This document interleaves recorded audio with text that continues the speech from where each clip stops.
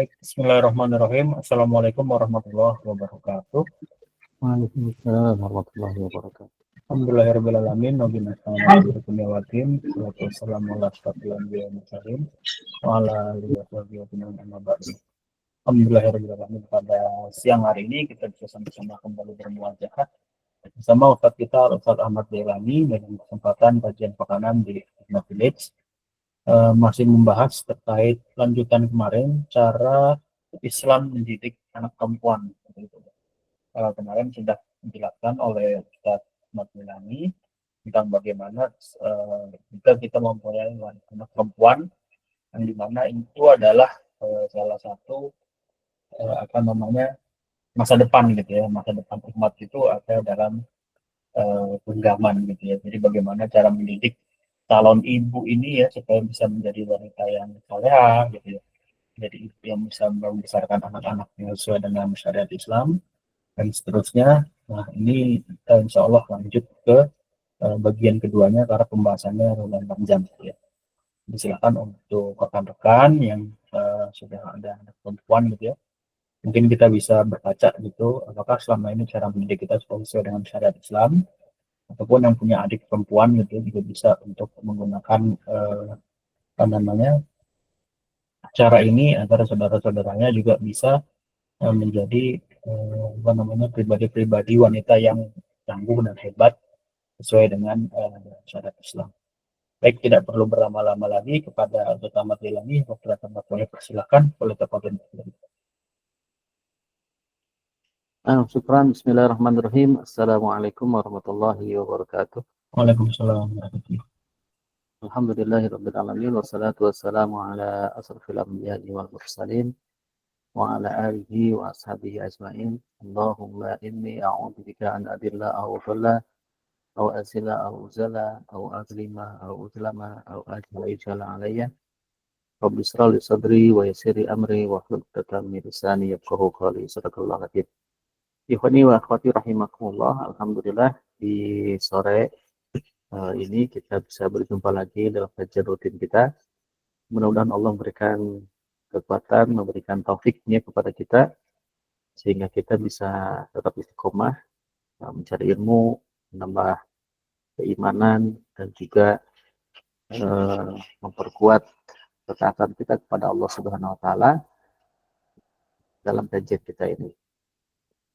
Alhamdulillah, saya ucapkan selamat kepada teman-teman ya yang sudah memulai aktivitas kajian ya, membaca Al-Quran. Itu Masya Allah ya, kegiatan yang sangat bagus sekali, ya, sangat indah sekali dipandangnya.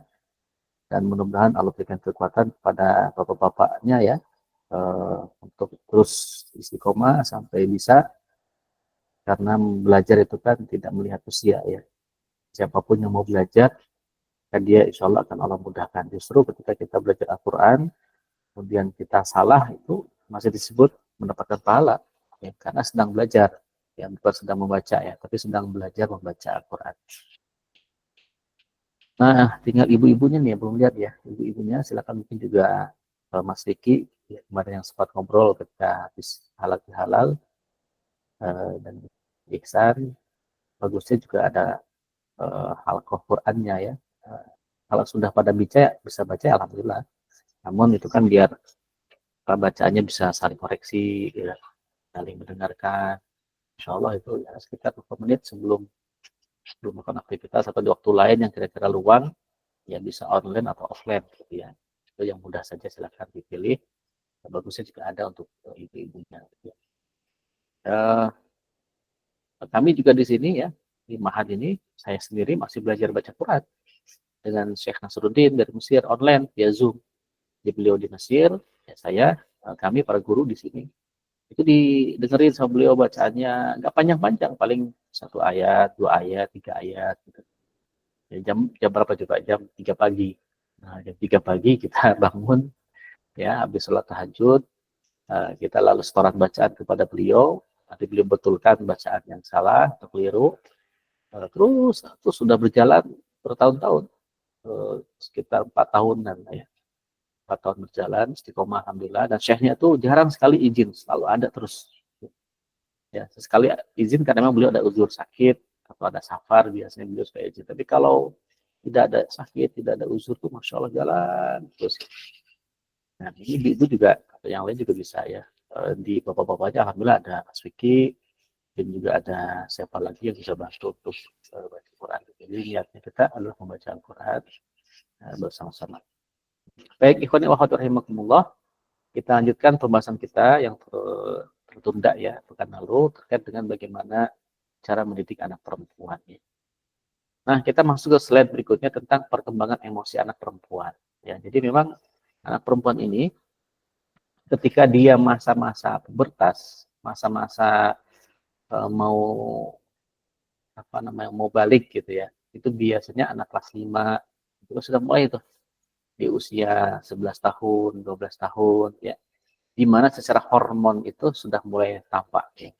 Misalkan dari sisi mohon maaf ya, bentuk tubuhnya sudah mulai terlihat gitu ya. Kemudian secara emosinya sudah terlihat gitu. Itu biasanya anak-anak seusia itu suka apa namanya sangat mengedepankan emosi. Nah, karena ada pertumbuhan hormon tadi. Nah, maka di sini kita sebagai orang tua harus memahami ini, ya memahami ini dan mendampingi dengan sabar. Kadang-kadang anak-anak suka, anak perempuan suka marah, ya kan? Suka sensi, ya kan? Kadang juga ada anak perempuan yang gelayotan sama ayahnya. Ada juga yang jaim sama ayahnya. Gitu ya. Sudah mulai risih kalau dipegang sama ayahnya, ya kan? Karena sebagai laki-laki ya, sebagai perempuan dipegang sama laki-laki risih itu, atau bahkan juga dipeluk sama ayahnya juga ada risih, gitu ya. Nah, ini memang kita pahami gitu, karena ada perkembangan hormonal. Jadi secara pubertas memang itu alamiah. Jadi, apalagi nanti misalkan ketika anak ini mendapatkan haid pertama. Nah, inilah tugas ibu ya. Tugas ibu itu harus ngobrol terkait dengan masalah perubahan hormonal ini dan juga masa-masa ketika mau mendapat haid. Harus dijelaskan itu. Diobrolkan sejak awal haid itu apa, kemudian seperti apa, nanti bagaimana sikap kita bagaimana gitu. Jadi dijelaskan dan bagaimana seharusnya, apakah mandi, nangani ini, nangani itu sebagainya itu perlu. Karena ingat betul apa dulu waktu ngajar SD di Depok itu ada satu siswa kelas 5 di kelas tiba-tiba haid keluar darah gitu. Dia nangis jerit-jeritan, panik gitu. Wah, itu ditenangkan sama guru nggak mempan ya kan. Nah, tenang itu sama wali kelas, wakil kepala sekolah. Nah, bagian bagian akademik itu. Nah, didatangi karena mungkin keibuan ya, karena sudah jadi ibu-ibu, didatangin, dielus-elus, jadi dia tenang. Awalnya panik, teriak-teriak gitu. Nah, ini berarti kan tidak ada persiapan dari orang tuanya. Nah, jangan sampai anak kita yang perempuan mengalami seperti ini. Maka ibu lah peran di sini yang bisa berbicara hati ke hati dan jelaskan perempuan itu kenapa bisa begitu, kenapa bisa haid, dan seterusnya lah ya, itu dijelaskan secara hukum fikihnya, dijelaskan secara medis kesehatannya, secara alamiah tubuh wanita itu memang seperti itu. Ini penting sekali. Ya. Dan itu harus dilakukan dengan komunikasi efektif. Ya, komunikasi efektif yang dia nyaman, kita pun juga nyaman. Jangan sampai kemudian bahasa yang kita gunakan adalah bahasa yang membuat dia tidak nyaman. Ya. Ini penting sekali ya. Kemudian berikutnya peran ayah. Ya, peran ayah juga penting. Ya. Ayah atau pastikan anak perempuan kita mendapatkan cinta pertamanya itu, ya cinta pertama ya terhadap laki-laki itu adalah ayah. Gitu. Jadi pastikan anak perempuan kita ini cinta pertama dia terhadap laki-laki adalah ayah sendiri. Penting ya. Kenapa? Untuk membangun kedekatan, terus untuk merealisasikan gorizah nau yang ada pada si sama anak perempuan ini. Ya kan? Nah, maka si ayah harus memberikan kasih sayang, ya, dengan perhatian, dan sentuhan, menjadi teladan, ya kan? Terus juga memahami kebutuhan psikologis anak perempuan tadi. Nah, jadi kalau anaknya suka ngamukan, ya kan, suka ngomong-ngomong sama ayahnya, itu dimaklumin saja. Nanti deketin, nanti ngobrol lagi, ya begitu. Ya, jadi pastikan anak perempuan kita ini itu mendapatkan cinta pertamanya adalah ayahnya. Biar apa? Biar dia tidak ya gampang dibawa oleh laki-laki lain yang tidak bertanggung jawab. Nah, itu penting. Ya, karena anak perempuan yang tidak mendapatkan cinta ayahnya itu biasanya dia akan mencari cinta orang lain. cinta laki-laki orang lain. Dan ketika dia sudah mendapatkan cinta laki-laki orang lain, dia akan apa? Dia akan sangat percaya dengan laki-laki itu. Ya, dan ketika itu sudah muncul keburukannya, dia tidak akan percaya dengan keburukan si laki-laki itu. Nah, ini jadi sudah kayak apa? Sudah cinta buta jadinya. Nah, itu bahaya. Ya, khawatir nanti akan dibawa yang enggak gitu kan dan sebagainya lah ya. Nah, ini penting sekali, makanya ayah itu sangat dekat dengan anak perempuan. Nah, beda kalau anak laki-laki juga harus mendapatkan cinta ibunya. Gitu. Jangan sampai dia kemudian mendapatkan cinta perempuan orang lain yang tidak yang bukan mahramnya, atau dia mungkin orang lain seterusnya. Nah, jadi itu kebalikannya gitu. Ya, jadi nanti silakan ayah coba refleksi yang punya anak perempuan ya, apakah sudah dekat dengan anak perempuannya atau tidak. Ya. Dan hati-hati jangan pernah bermain fisik kepada anak perempuan. Itu akan sangat berbekas buat anak perempuan. Itu dia tidak akan pernah lupa. Ingat, perempuan itu adalah orang yang paling kuat menyimpan memorinya, memori kehidupan dia. Ya kan? Jadi kenangan-kenangan itu biasanya akan sangat melekat pada diri seorang anak perempuan. Beda kalau sama anak laki-laki. Anak laki-laki itu cenderung cuek. Coba ya tanya sama bapak-bapak sekarang.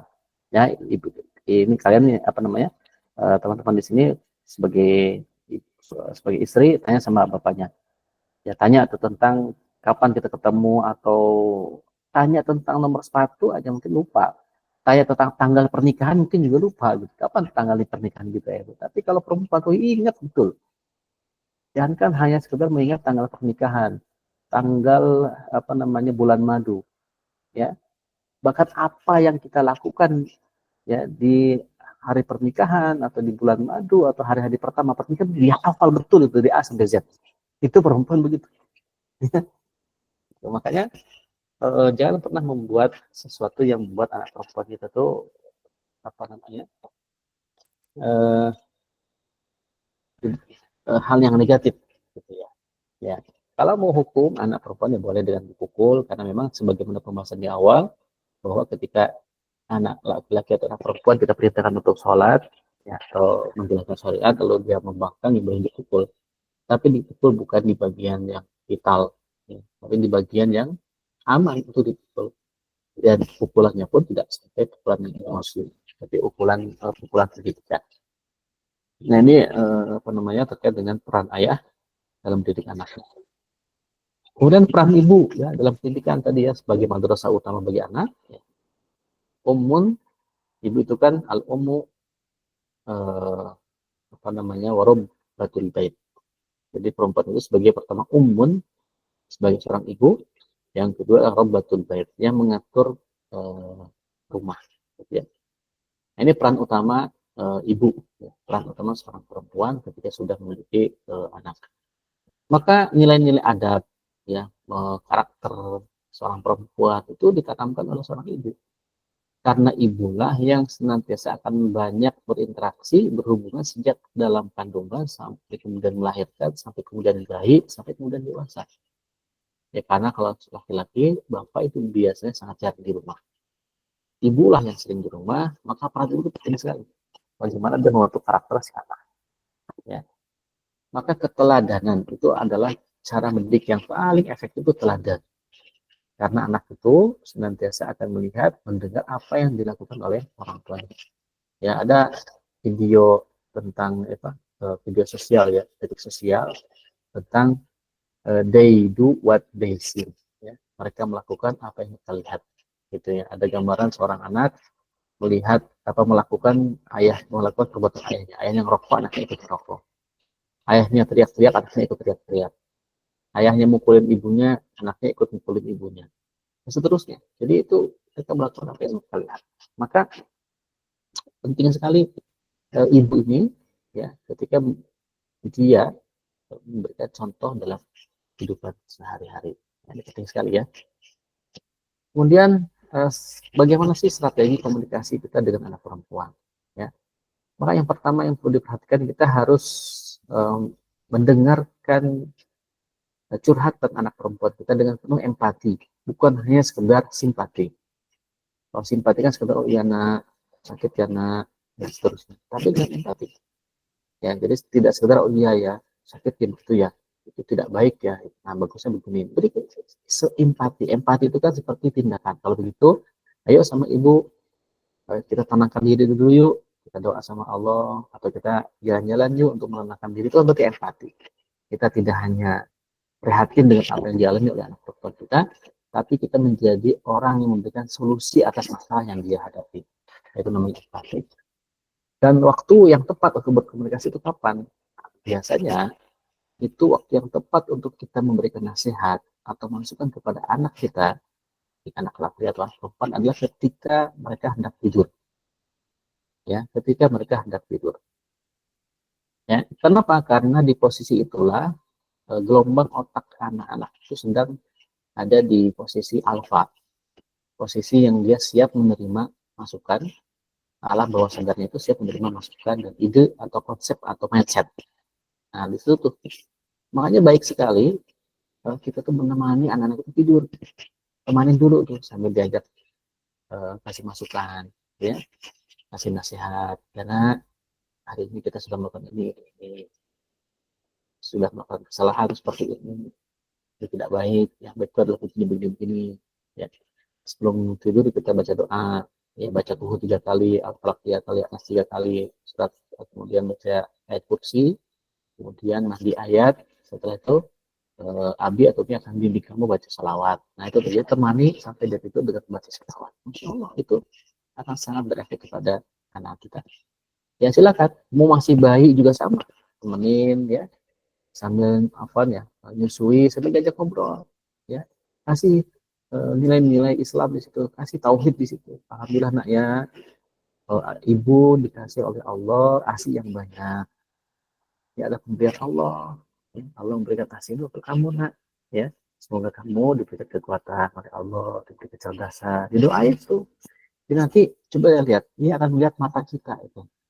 Dia akan melihat mata ibunya dan dia mengiyakan apa yang kita sampaikan. Nah, jadi itu waktu yang tepat, ya, waktu yang tepat bagi kita untuk ngobrol atau memberikan afirmasi, sugesti kepada anak kita, yaitu di waktu dia mau tidur. Gitu ya.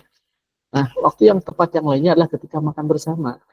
Ya, bagi anak-anak yang sudah makan mandiri, di situ tempat kita untuk ngobrol. Curhat, tidak apa-apa, nggak makan sambil ngobrol, tapi itu membentuk apa namanya kedekatan dengan keluarga kita.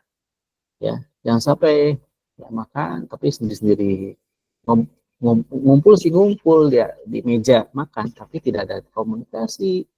Ya, atau mungkin sambil main HP. Nah udah simpan dulu HP-nya. Ya, simpan dulu HP-nya, lalu kita ngobrol di meja makan, ya. Nah, hindari komunikasi saat emosi tidak stabil. Ini penting juga, ya. Jadi ketika anak kita sedang emosi, sedang marah, jengkel, kurang dari sekolah misalkan, lalu kita ajak ngobrol, ini nggak tepat waktunya, ya. Itu tidak tepat. Kenapa? Karena emosinya sedang tidak stabil, sedang lelah, sedang capek, ya dia butuh istirahat. Ya sudah, suruh istirahat aja dulu. Ya, istirahat dulu, cuci kaki, cuci tangan, seterusnya. Nah, dan yang paling penting juga adalah memberikan harga dan pujian. Ketika mereka sudah melakukan kebaikan, terima kasih, ucapkan terima kasih nak, kamu sudah melakukan kebaikan, alhamdulillah, syukur ya. Semoga Allah membalas dengan kebaikan. Abdi, Umi, atau ayah, bunda merasa bahagia atas apa yang kamu lakukan. Itu kasih penghargaan. Ya, jangan dicuekin. Anak kecil itu rasa apa ucapan terima kasih bahagia dari orang tua itu penghargaan yang luar biasa. Jangan dianggap sepele. Ya, berilah penghargaan. Seperti penghargaan dengan ucapan. Ya, atau suatu saat misalkan dia melakukan kebaikan kasih hadiah, nggak masalah, kasih uang jajan, nggak masalah, itu adalah hal yang baik ya, sebagai penghargaan sekaligus pujian buat amal baik yang sudah dilakukan. Nah ketika mereka melakukan amal buruk, amal yang salah, itu juga harus diberikan hukuman, sanksi, ya biar dia bisa memilih, oh berarti kalau melakukan kebaikan dapat kebaikan, kalau melakukan keburukan akan dapat keburukan, gitu ya. Baik, ikhwani wa akhwati rahimakumullah, berikutnya adalah ini ya, tantangan kita di era digital. Banyak anak-anak orang tua sekarang itu yang terhadap gadget itu sangat kecanduan. Ya. Bahkan banyak perilaku adab mereka rusak karena sosial media. Ya. Apalagi misalkan dikasih HP. ya, terus dia main bebas. Bapak orang tuanya itu pergi kerja, dua-duanya, bapaknya kerja, ibunya kerja, ada pembantu di rumah hanya membantu-bantu, ya, untuk biar tenang anaknya dikasih HP, dikasih ASU, itu kan apa namanya, ini tantangan, ya. Tantangan orang tua kita adalah ya, HP, ya, gadget. Nah, sebenarnya dalam Islam itu sudah ada tuh panduan bagaimana kita memberikan gadget gitu ya. Ingat, gadget itu kan harta ya. Harta itu kan salah satu bagian daripada harta.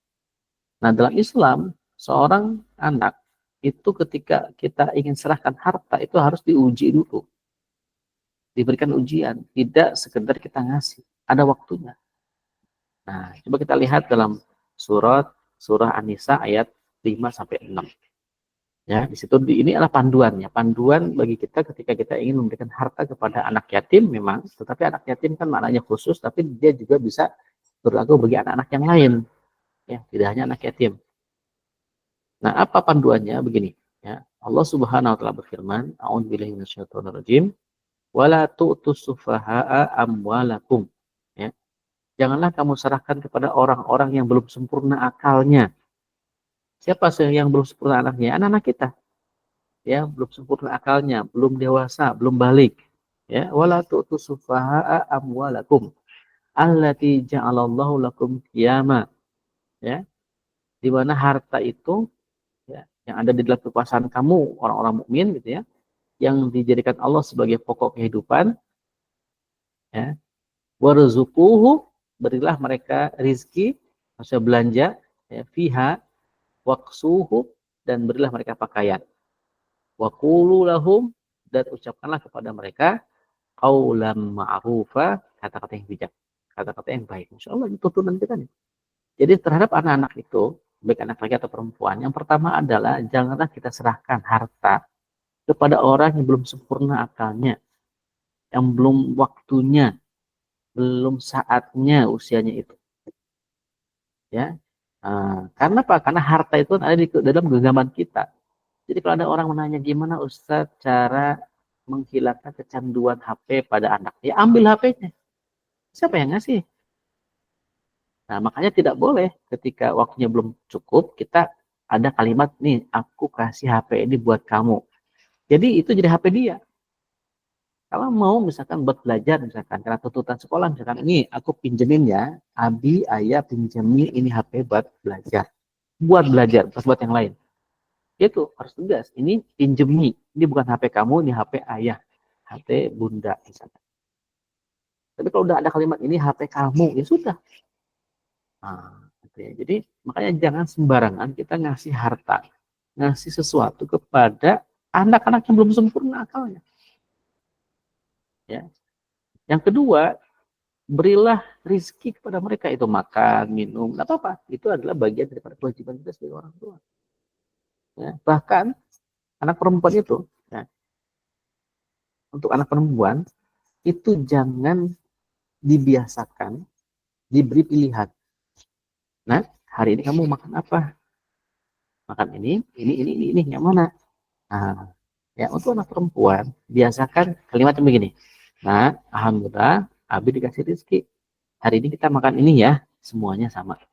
Gak mau, Abi nggak mau, gak bisa. Ini adalah rezeki yang Allah berikan pada kita, kita terima, alhamdulillah. Nah, jadi itu mendidik anak perempuan agar dia menjadi orang yang taat. Sebagai latihan, dia nanti akan menjadi orang apa istri yang taat pada suaminya. Karena kita tidak tahu kondisi kehidupan mereka di masa yang akan datang. Tidak tahu suaminya apakah dapat suami yang apa namanya, mungkin hartanya banyak atau suami hartanya pas-pasan. Nah, ketika dia nanti makan milih-milih, nah itu problem nanti di keluarganya. Tidak belajar qanaah sama usaha laki-laki ini. Pada suatu saat misalkan si suami itu suami yang soleh gitu, walaupun mungkin rezekinya masih diuji sama Allah. Nah, jadi untuk anak perempuan ya itu jangan dikasih sering pilihan. Sesekali boleh, tapi harusnya ikut apa kata ayahnya atau orang tua. Gitu ya. Ini latihan. Kemudian berikan mereka pakaian juga sama, ya. Kemudian ketika itu ucapkan dengan kalimat yang baik tadi tuh, pujian, penghargaan terhadap anak-anak kita. Tidak boleh kita menyampaikan kalimat-kalimat yang buruk buat mereka, itu akan tersimpan di benaknya. Ya, ada sebuah video viral ya, seorang anak berantem sama ibu-ibu, tahu ya? Itu kan ya Allah, kalimatnya itu parah itu. Kan kita pasti kalimat itu didapat dari mana? Dari orang tua.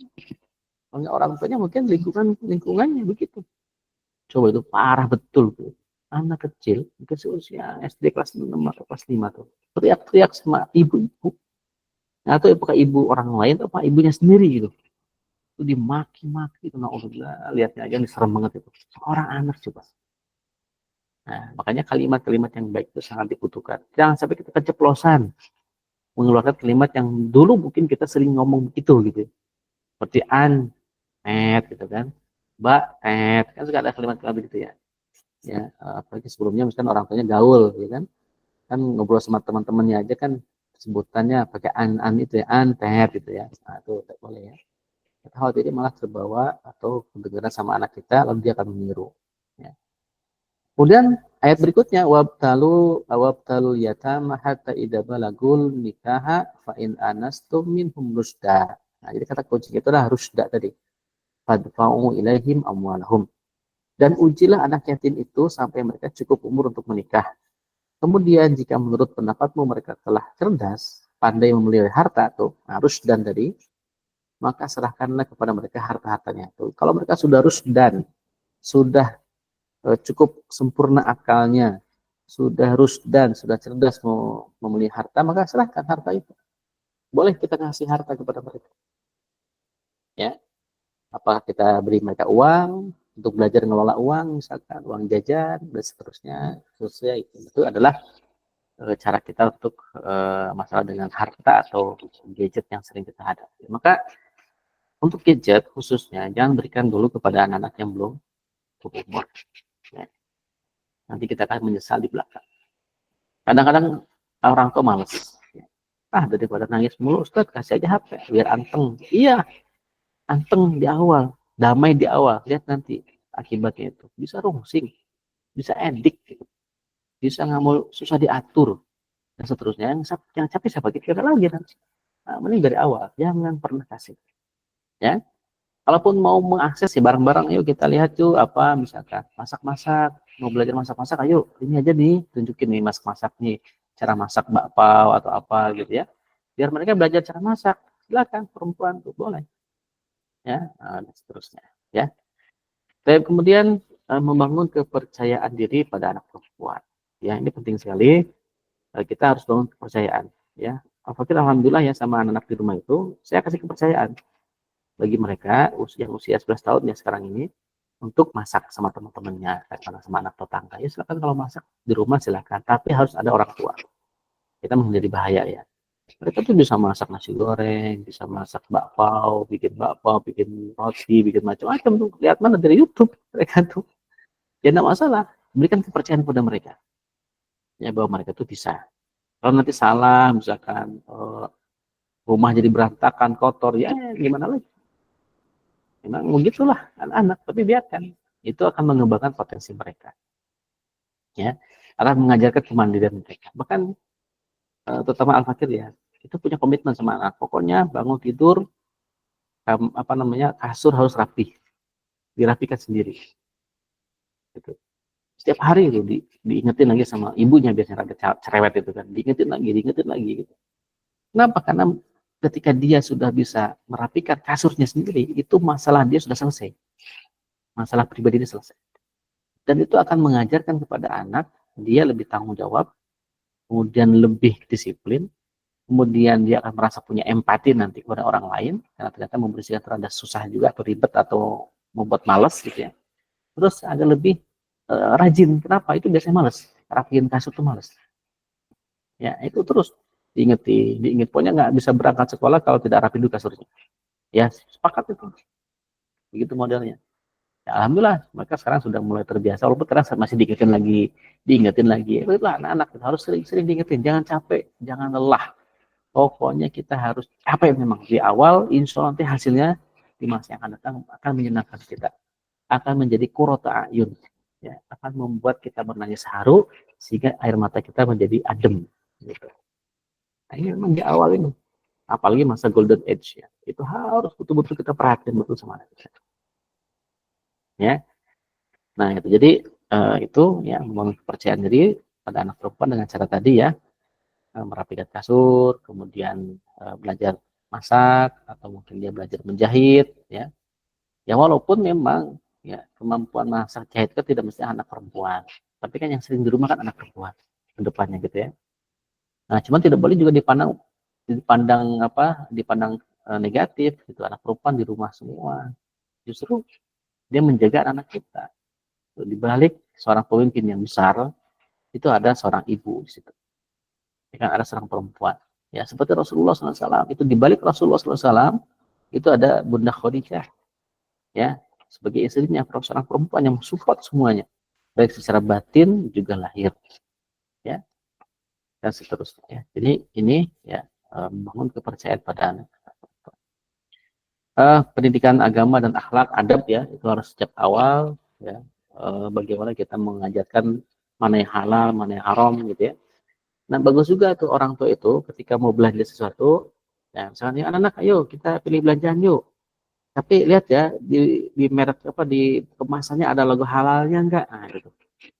Jadi memastikan ada logo halal tidak itu bagus, itu mengajarkan mana yang halal mana yang haram gitu. Anak-anak tuh dicek oh ini ada halalnya bi, ini enggak ada bi, jangan bi. Nah, jadi mereka tuh lama-lama tuh bisa langsung menyeleksi sendiri ini enggak bisa bi, ini enggak ada halalnya, enggak ada logo halalnya, udah enggak usah ya. Bahkan satu udah naik levelnya, walaupun halal tapi kalau produk Israel nggak mau mereka, oh ini nggak bisa ini mendukung bi gitu. Mereka lebih tahu tuh dibanding abinya. Jadi ini penting gitu ya, sejak awal kita ajarkan kepada mereka ya prinsip-prinsip ini ya. Nah, jadi konsep halal haram, kemudian ibadah sejak dini ya, misalkan mengajarkan mereka memakai kerudung ya walaupun tidak wajib ya, tapi jangan sampai gini juga, jangan sampai kita itu berlebihan ya. Anak yang memang belum wajib untuk pakai kerudung jangan dipaksain, kalau mereka nggak mau pas keluar itu dia mau pakai kerudung nggak mau jangan dipaksa, biarkan saja karena belum waktunya gitu loh. Tapi kalau sudah tiba waktunya, tadi usia 10 tahun tuh kan usia 7 tahun kan kalau dia tidak sholat harus dimuru auladakum bis sholat kan, perintahkanlah anak-anak kalian dengan sholat di usia 7 tahun itu. Kalau dia sudah usia 10 tahun menolak membantah maka boleh dipukul. Tapi anak kita itu ketika dia tidak mau pakai kerudung di usia 10 tahun itu boleh kita ingatkan ya, ingatkan dulu. Nggak mau sholat juga diingatkan, tidak mau ngaji juga diingatkan. Pokoknya pelaksanaan syariat Islam sejak usia 10 tahun udah mulai diajarkan gitu. Tapi sebelum usia 10 tahun jangan dipaksa itu. Kadang-kadang ada orang tua yang maksa anaknya masih TK pakai kerudung kemana-mana, pakai cadar itu, jangan dulu gitu. Takutnya apa? Takutnya anak-anak jadi malah antipati gitu loh. Nah belum waktunya udah dipaksa-paksa ya. Ya kalau sekedar dipakaikan lalu dia nyaman ya nggak masalah, tapi kalau dia nggak mau dibuka lagi ya sudah, nggak usah dipaksa, biarkan saja, memang belum waktunya. Nah ini kadang-kadang suka ada orang tua yang suka begitu gitu ya. Ini harus kita proporsional ikuti aja tuntunan Nabi. Kalau kata Nabi anak itu diperintahkan sholat, diperintahkan untuk taat sama syariat itu di usia 7 tahun, di situ aja. Kalau sebelumnya lebih kepada contoh ya, kalau anak kita mau ikut sholat ayo, enggak juga nggak masalah kalau belum usia 7 tahun ya. Tapi kalau sudah usia 7 tahun diingetin, ayonya kita sholat ya, nggak usah dipaksa, ayo diajak terus diajak dikondisikan lingkungannya gitu loh ya, kayak kerudung nak dan seterusnya, contoh sama ibunya gitu ya, sama kakak-kakaknya yang perempuan. Nah baru ketika usia 10 tahun minimal, ketika ada perlawanan dari mereka diingetin kan gitu perintahnya ya. Nah jadi jangan juga kita terlalu berlebihan dalam pikiran ya. Nah ini tadi yang saya sampaikan, jadi harus ada persiapan menghadapi masa baru ya. Jadi harus disampaikan bahwa ada ciri-ciri perempuan itu ketika balik apa, perubahan fisiknya apa, sampaikan, jangan sampai dia tuh kaget kemudian tidak mengerti dengan perubahan dirinya. Sampaikan area-area mana yang tidak boleh dipegang oleh orang lain gitu ya, termasuk oleh pamannya, oleh kakeknya, bahkan oleh bapaknya sendiri. Nah, harus disampaikan ini tidak boleh, nah ini tidak boleh dipegang oleh siapapun ya. area-area vital pada tubuh perempuan. Disampaikan tuh, diajarkan. Ya. Ini boleh, ini tidak boleh, ini boleh, mana yang boleh, mana yang tidak boleh. Sehingga anak tuh punya prinsip. Ya, ketika dipegang sama laki-laki lain, bagian yang memang boleh dipegang ya nggak masalah, pegang tangan, salim, misalkan boleh. Tapi ketika di area tertentu yang vital dipegang, dia harus melawan. Terus diajarkan sejak muncul apa perubahan fisik itu. Nah, tapi jangan lupa untuk tetap mengajarkan etika dan kesopanan. Ya, adab, ya, adab terhadap adiknya, adab terhadap teman sebayanya, adab terhadap orang yang lebih tua, itu diajarkan.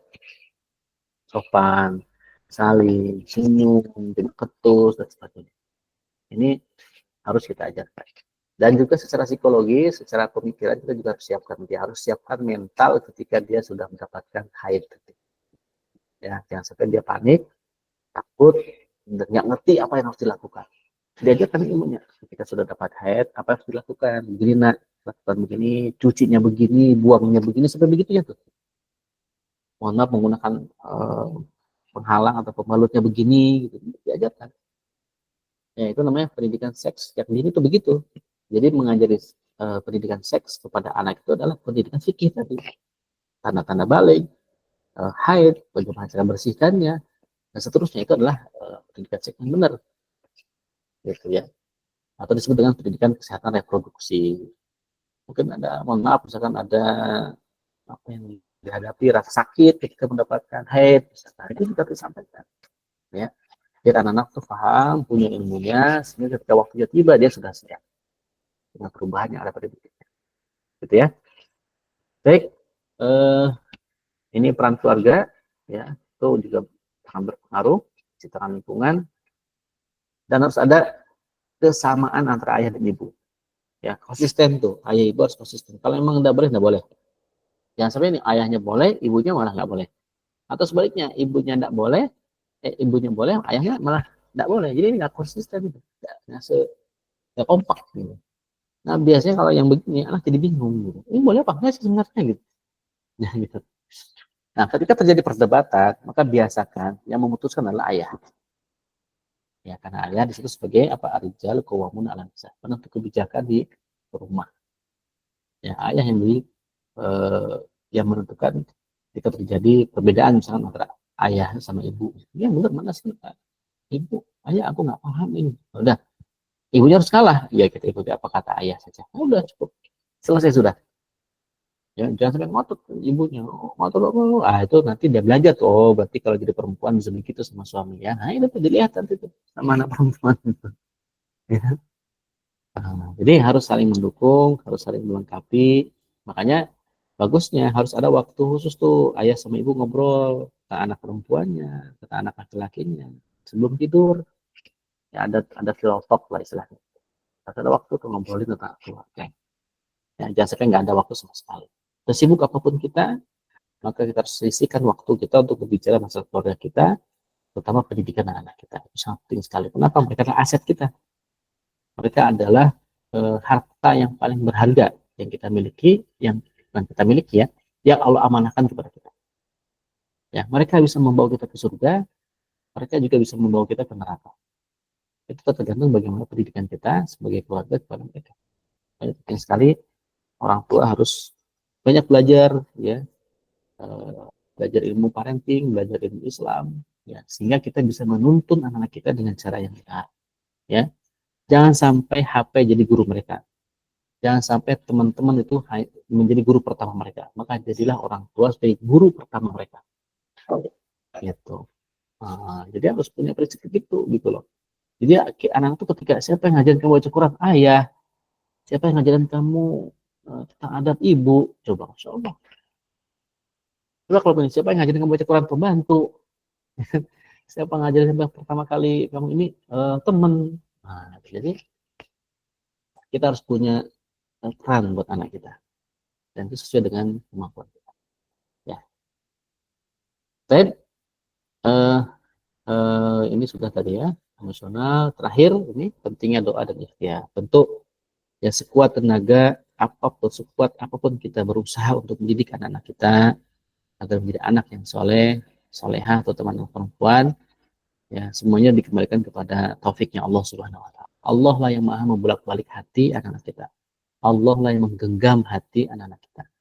Ya, maka doalah terus sama Allah agar Allah memberikan atau menjaga keluarga kita, anak-anak kita, dan membimbing kepada mereka. Ya, maka doanya itu kan, Rabbana hablana min azwajina wa dzurriyyatina qurrata a'yun waj'alna lil muttaqina imama. Ya kan? Itu doanya itu. Ya.